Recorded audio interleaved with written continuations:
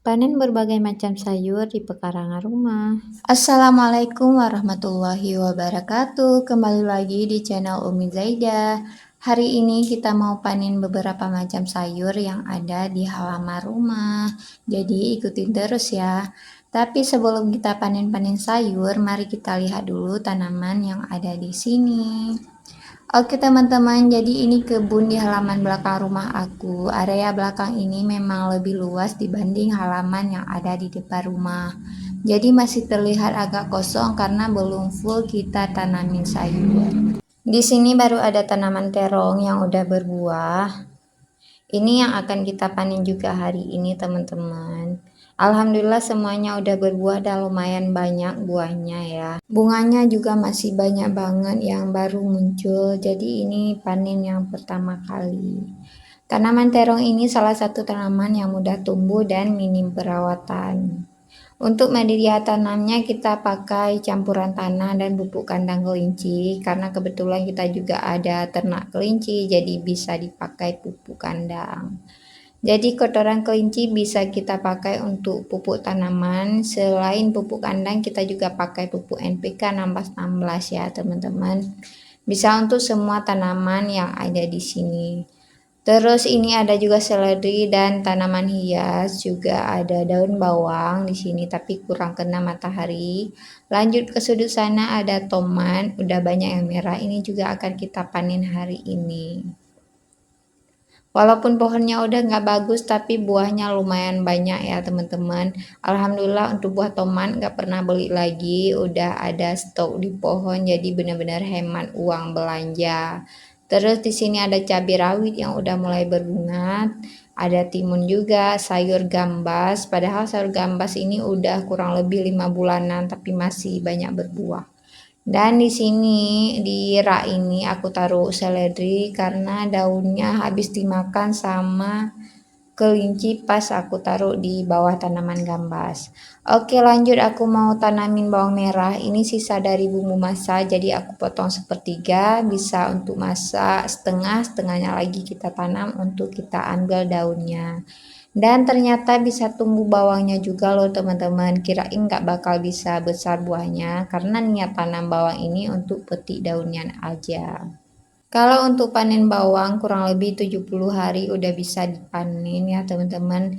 Kalau mau petik daunnya aja kurang lebih sebulan juga udah bisa. Jadi kita petik aja daun yang bagian bawah dulu biar tetap tumbuh yang baru. Nah, ini wajib banget ditaruh di sinar matahari yang full ya teman-teman seperti ini. Nah, ini yang udah hampir bisa dipanen tapi nggak banyak sih cuma beberapa karena memang aku tanamnya buat petikin daun. Ternyata bawangnya juga bisa tumbuh sebesar ini. Benar-benar kayak dapat bonus. Cara menanam daun bawang ini seperti yang aku tanam tadi ya teman-teman, benar-benar dari sisa bumbu masak. Cara perawatannya jangan sampai tergenang air aja atau disiram air secukupnya sehari 2 kali pagi dan sore dan ditaruh di bawah matahari full.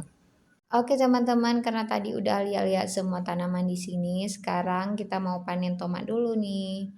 Nah, ini tomatnya emang udah gak bagus lagi, habis kita panen buah ini langsung kita buang aja pohonnya dan kita tanamin yang baru. Ini sebenarnya tomat sayur tapi kelihatan seperti tomat cherry karena kurang nutrisi jadi buahnya kecil-kecil ya. Karena kita baru belajar berkebun juga, jadi masih kurang paham cara merawat tanaman tomat ini. Susah banget sih menurut aku tanamin tomat. Soalnya pas lagi bagus, tiba-tiba jadi keriting aja daunnya.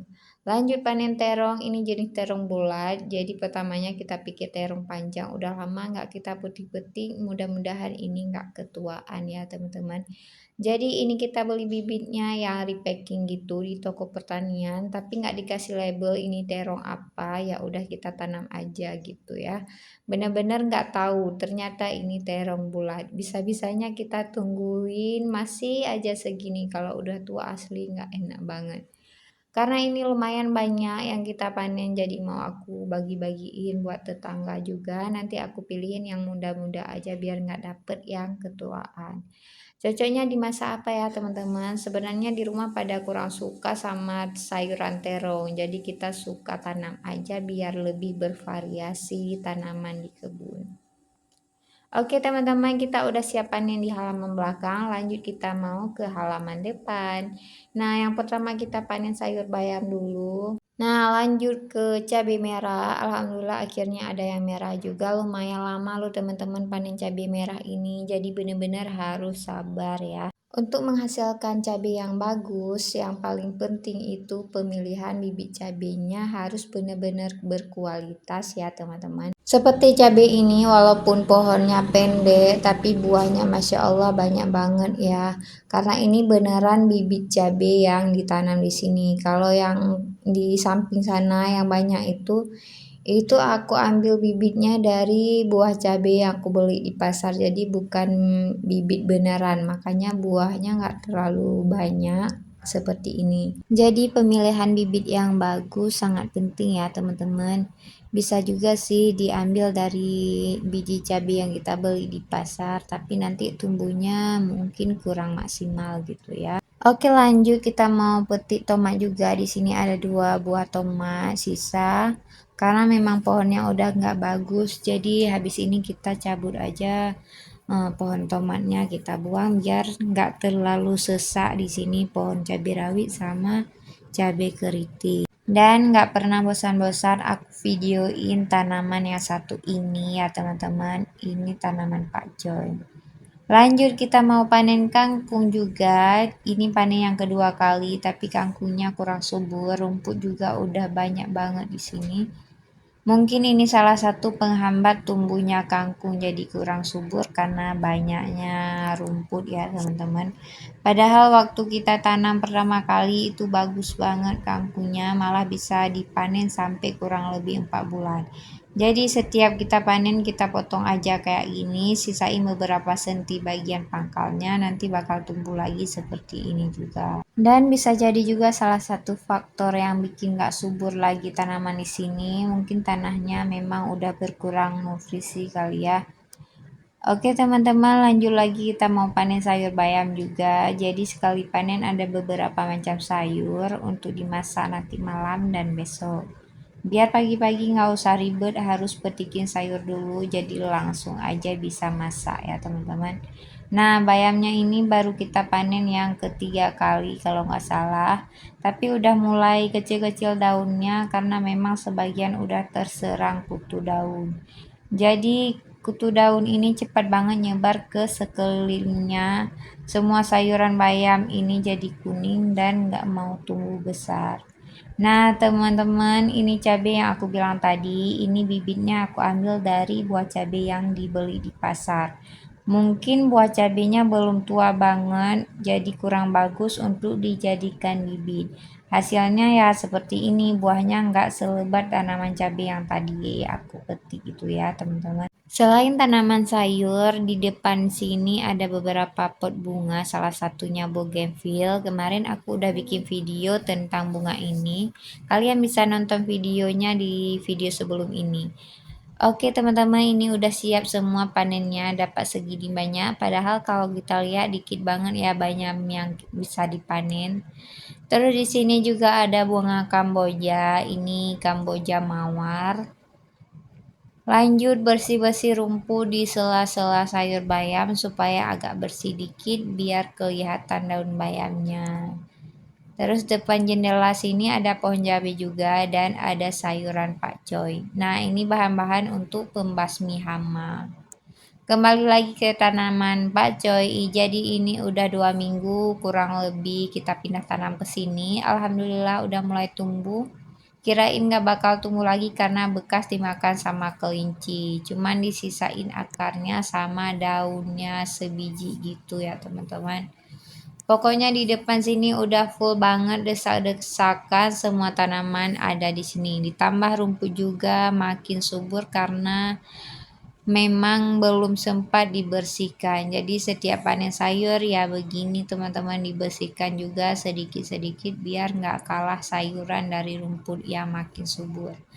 Salah satu faktornya bikin tanaman nggak subur ya rumput-rumput ini teman-teman. Jadi karena hama juga banyak, Itu bisa jadi karena kecampur sayuran sama tanaman liar ini. Oh ya teman-teman, aku mau ngucapin terima kasih buat teman-teman yang udah subscribe. Akhirnya kurang lebih selama sebulan memulai konten berkebun ini sampai juga 1000 subscriber. Semoga konten berkebun ini menjadi inspirasi teman-teman yang mau mulai berkebun. Aku pun masih pemula banget, belum terlalu paham juga tentang berkebun, jadi sambil belajar juga. Dan buat teman-teman yang baru bergabung di channel ini, salam kenal semuanya.